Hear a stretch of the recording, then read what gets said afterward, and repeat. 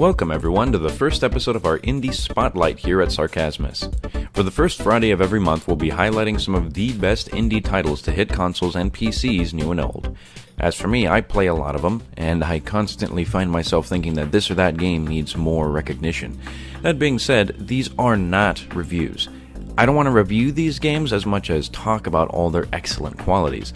If a game is on our spotlight, my hope is that I can persuade others to trying them out. So, enough dawdle. Let's start off with this month's Indie Spotlight.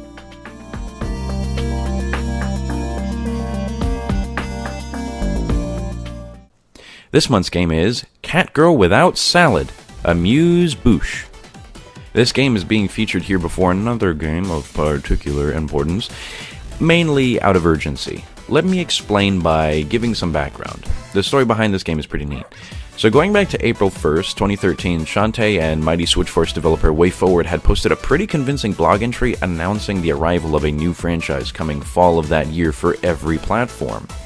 The game was said to include gameplay elements from several gaming genres, including puzzler, platformer, shmup, action, shooter, adventure, strategy, fighting, rhythm, arcade, horror, tactical, RPG, TPS, RTS, and visual novel. This sounds absolutely ridiculous, but what made it so believable is this image that accompanied the article. The article even provided some official press artwork. Turns out, of course, this was an April Fool's joke, and the game itself would not actually be acknowledged by WayForward as a legitimate IP until much later. Though it was a joke, many of the people who reacted to the first announcement showed immense amounts of enthusiasm towards it. And the fanbase for Catgirl grew larger and larger as the years went by. Come May of 2016, more than 3 years later, Humble Bundle and WayForward announced that in June of that year, Catgirl Without Salad would actually be that month's exclusive game. This was further confirmed to be real by the accompanying image that had the protagonist Kabako saying April Fools and being corrected that it was actually May, so it wasn't a joke.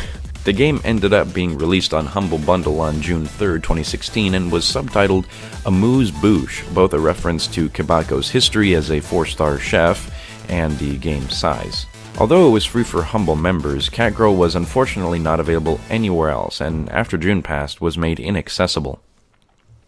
Fast forward 2 years and it seems that there's now a brief exclusivity break. Right now, as it stands, you can actually go to the Humble store and download the game for free until the 2nd of February.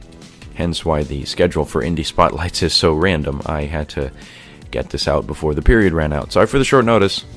In any case, I highly recommend you pick it up right now while you still can, because there's no telling when we'll be able to get another taste of this franchise. I'll have some predictions, but I'll leave that for later. Catgirl Without Salad is a crazy, charming game. Its art style and colors just pop out at you.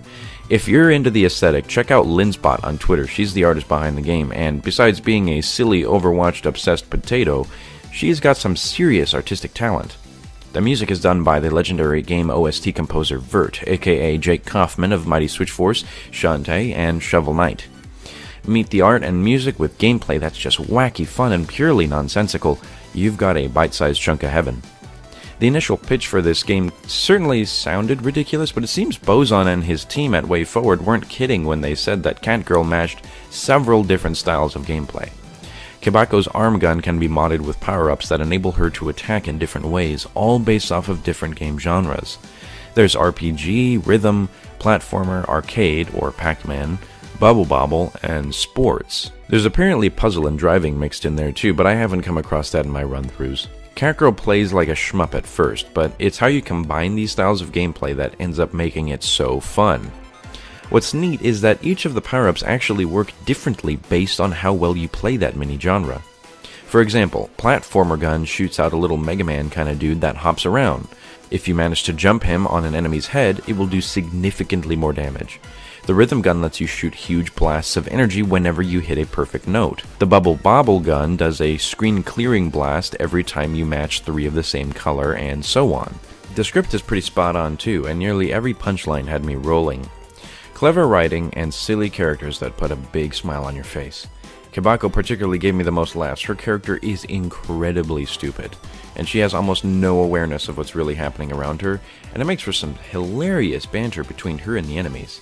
She's also voiced by Christina V, the actress behind the newer Shantae games, and her talent makes Kibako's character that much funner. There isn't much else to say about the game besides what I have already, so I'll let it speak for itself. I don't want to spoil any of the awesome stuff in it. It's a relatively small experience, again, hence the Amuse Bouche, but it's like that because it's an introduction to the franchise. If anything, play this and get hyped for their announcement for the full version. And, by the way, we know that that's coming. On their official site, it calls it, quote, the first taste of an exciting new game franchise. Now here's my theory. WayForward, as of just a few days ago, announced that the final DLC for Shantae Half Genie Hero will go on sale late winter/early spring, and the Ultimate Edition will release in April. They've specifically stated that they're done with the game, which means they should be working on other projects. Now, there's two games that are both very possible to come next. The first being the Hyperdrive edition of Mighty Switch Force 2, which Mr. Bozon told us was actually happening eventually, and Catgirl. I would also put my money on a Mighty Switch Force bundle on Switch containing the first and second game and Mighty Switch Force Academy, originally Steam exclusive, and by the way, works perfectly on Switch because it has couch co-op.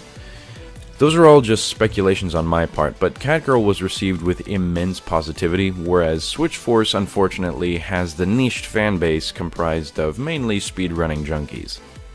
In any case, give the game a go, and if you can, get it today on the Humble Store for free. I'll have a link to it in the description.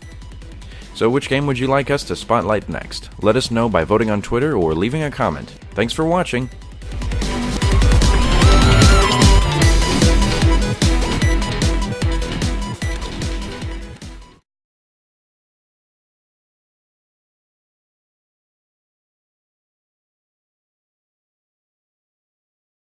And she has almost no awareness of what's really happening around her, and it makes for some hilarious banter between her and the enemies. She's also voiced by Christina V. Okie dokie. Pausing.